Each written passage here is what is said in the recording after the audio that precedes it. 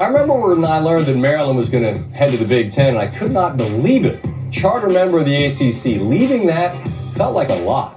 It was all money-driven. I said at the time, I hate it, but I get it. As it turned out, it was a remarkably shrewd move when you look at the tens of millions more that Maryland receives each year in revenue distribution as a result of their conference affiliation. It was hardly the end of seismic change in college athletics. I would not have imagined, however, a conference road game at Oregon would ever be a thing, and it will next season. Ducks, along with Washington, USC, and UCLA, are headed to the Big Ten next year. Their departures precipitated the death of a storied, more than century-old conference. Last week in Vegas, Oregon and Washington was the last gasp for Pac-12 after dark. The reasons behind it were the same that my alma mater left, but the ACC remains, albeit an entirely different version of the one I grew up with. The Conference of Champions will be no more.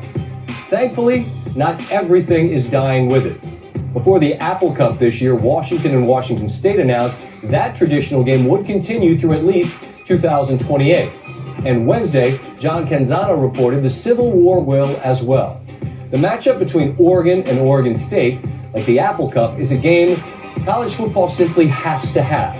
For all that is abandoned in the name of progress and profit, rivalries, true generations-old battles must be maintained, or the lifeblood of what makes the sport spectacular evaporates. As Canzano wrote, quote, "It took work." And to that, I would say, the things in life worth having and keeping mostly do. The easy thing to do for a lot of schools and rivalries after a conference breakup is to throw your hands up and say, it's too difficult, we can't make it work. And I'd imagine that to be mostly the truth. In this instance, as Canzano explained, it required the assistance of Texas Tech and Boise State to move games already scheduled to make puzzle pieces fit. They could have simply explained, look, we don't want to, or we do, but we're kind of stuck, so sorry.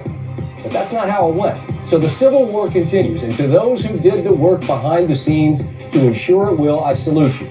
From all the way on the other side of the country, a guy who's never seen that game in person and almost certainly never will, it makes me smile to know the people to whom this game matters more than it should will get to continue to enjoy it. It's worth the work required to preserve it for the generations to come.